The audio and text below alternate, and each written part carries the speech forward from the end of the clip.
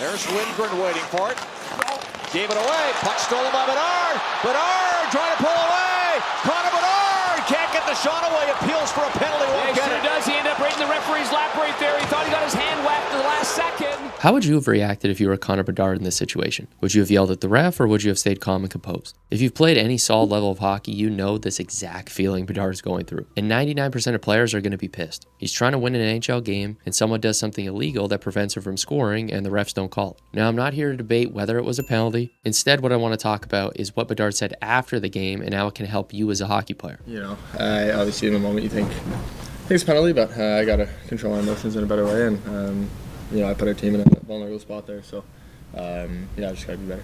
Now, a lot of people see him say this and think, yeah, it's simple. Just stop being such an emotional baby. Or he's just got to relax and stop whining at the ref. But if you've ever been in this situation, you already know how dumb that advice is. It's like missing the net and then someone saying, just hit the net next time. Well, gee, I never thought of that. Yet, we still give ourselves that same kind of advice after we get frustrated and take a dumb penalty, or the ref misses a call and we yell at them and end up getting called for unsportsmanlike. A lot of times we just say, I just got to stop doing that. I got to get control of my emotions. And yeah, it's great to have that intention, but the problem I see for many players is that they have never actually been taught how to manage their emotions effectively. So in this video, I'm going to walk you through the approach I would use if I was Connor Bedard's mental coach right now. I'm going to break down how to handle a moment like this and how to build a mental game so strong and so composed that people are going to look at you and say, how do you do that? How can I learn to be like you? And these are going to be the same tools I've taught to top level pro, D1, junior, prep, and minor players. And it's helped them to stay more calm, be more clear, and have more confidence on the ice every single night consistently. So no more downward spirals after bad shifts, no more shutting down after the coach benches you for a shift or two, no more freaking out after the ref misses a call. If that sounds like stuff you want to learn, let's get into it.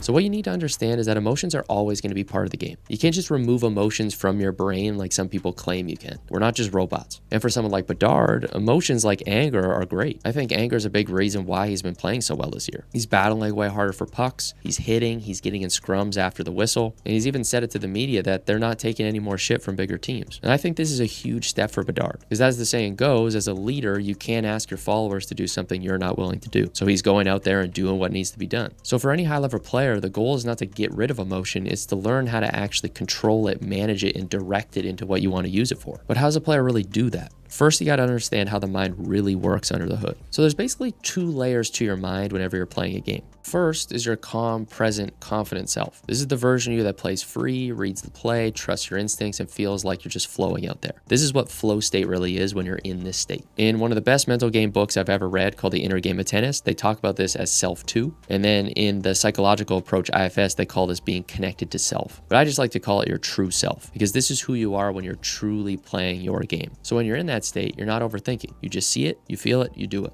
Now, if we could stay in that state all the time, we would typically play really well all the time, assuming you have high skill, of course. But then there's the second layer, and this is your defense system. So in IFS, they call this the protectors. In pretty much any psychological approach, they call this kind of defense mechanisms. But you can essentially think of these as built-in defense systems that come out from past experiences. So these may have been things that happened on the ice or off the ice, and essentially they're wired in your brain to try to keep you safe, to help you avoid danger. And as you probably guessed it, they show up when things feel dangerous. So if you think you might make a bad turnover, the ref misses a call, coach snaps at you, you screw up in front of a scout. This is when the defense system jumps in and goes, oh God, what's going to happen next? And it grabs the wheel and tries to control you. You've probably felt this happen before. You felt that version of you that plays it safe, chips the puck in, never really attacks. Or you felt that angry version of you that shows up when the ref makes a bad call and you scream at the ref, or maybe you cross-check a guy and take a dumb penalty. Or maybe it's that version of you after you screw up and you just shut down and hide after one bad shift. So when those versions you are driving, if they're kind of taking the wheel of the game and they're trying to control where you go on the ice, you're not in flow state anymore. Essentially, you're in your head. You're trying to protect yourself from pain, embarrassment, or getting benched. So really, emotional control can be thought of as not turning off your emotions or pretending these don't exist. It's about noticing when these defense systems actually come up and take over, and learning how to hand the wheel back to that calm, confident self that knows how to attack the play and stay in flow state. So before you can actually control emotions, it's important to understand, okay, what is an emotion then really? So most players think emotions are just random moods we feel, Like some games you feel good, some games you feel off, and it's just kind of like a vibe. But emotions really come from your brain doing something very specific. Every moment it's scanning for what's actually happening and asking one simple question. Am I moving towards what I want or away from what I want? So if your brain thinks you're moving towards what you want, you get emotions like excitement, confidence, that hunger to keep going. If it thinks you're moving away from what you want, you get emotions like anger, fear, shame, frustration. And these emotions aren't just in your head, they actually show up in your body as a signal. And we evolved to do this for a purpose. Your system is trying to guide your behavior towards moving towards your goals. So in something like IFS or other psychological models, they would say that parts of you use emotion as kind of like an alarm or a gas pedal. They motivate you, they get you to stop doing things. They basically say, ooh, danger, danger,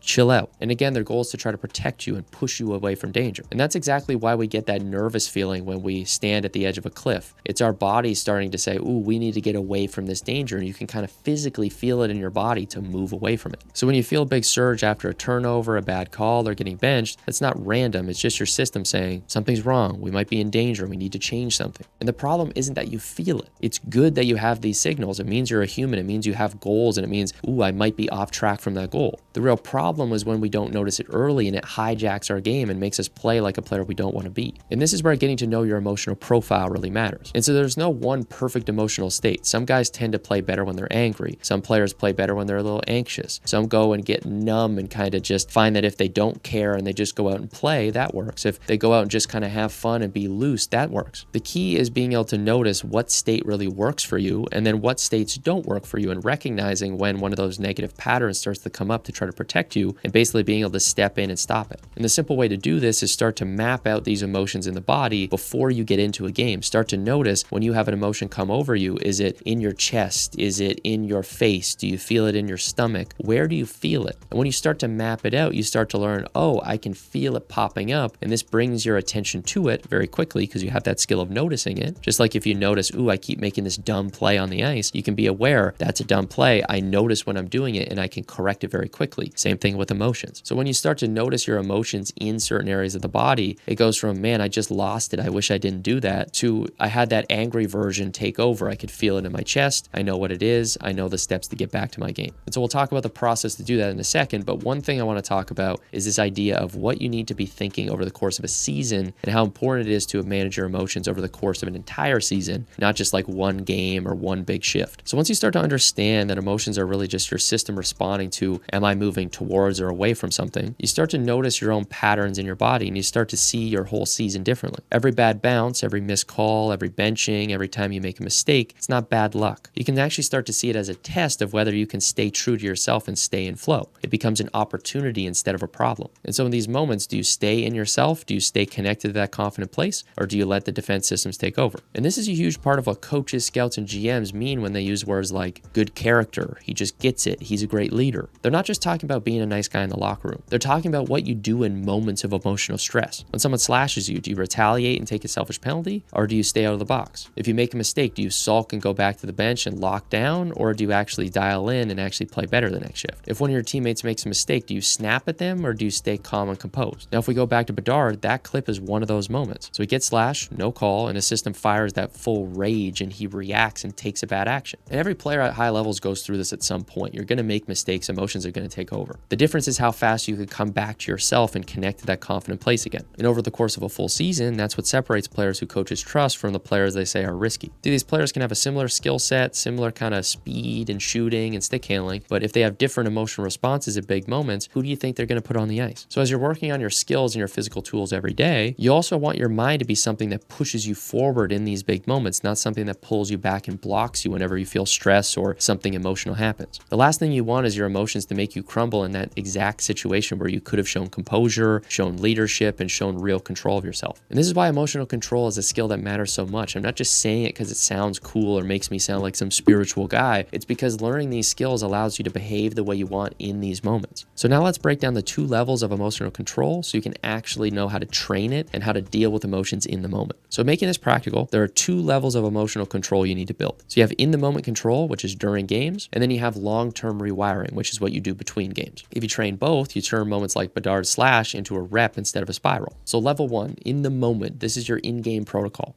So this is basically what you do within the first few seconds up to like 10 seconds after something happens. So first step is you need to catch it. As quick as you can, you need to notice the emotional surge coming up, and you notice, okay, I got slashed. I feel my body lighting up. I just turned it over. I'm feeling pissed. I just got screamed at by my coach. I feel my chest locking up. You're not even really going to say this in your head, but you just know the feeling right away, and your instinct automatically goes to, okay, I'm feeling that thing. Now that single second awareness is huge, because if you don't actually catch it, that emotional version of you is probably going to grab the wheel and make you do something you don't want to do. Okay, so now step 2 is to label it. So instead of I'm losing it, shift to that is my angry version. That's the panic version of me that hates turnovers. That's the shutdown part of me that wants to hide. When you label it, it separates it from you, and now you can actually deal with it. You stop being the emotion and you start seeing the emotion as something you can work on. And then step 3 is where it gets really wacky. So I get it. You may just be like, this guy's an idiot. What is he talking about? But step 3 is to talk to it. So you actually want to talk to the emotion or talk to the response with a short phrase. So something like, I see you, but I want to make a shift. We're not going to go to the box. I'm not going to let this guy take me over. I'm not going to let that guy beat me. We can get mad later. Right now, let's focus on the next play. And this is the thing. You're not fighting or suppressing the emotion. You're just saying, look, I got this for now. We can feel the emotion later. The problem most people have is that they don't actually acknowledge that they have the feeling. And so then they just try to push it down, and then it builds up. And if somebody does something during the game that pisses them off or makes them emotional, it just kind of explodes essentially. Now, step 4 is very, very important to kind of tie the bow on this, is having a forward thought. So you basically take a breath. So one breath, one intention, back to work. So breathe in through your nose, out through your mouth. Set a forward intention. So win the next race, win the puck back.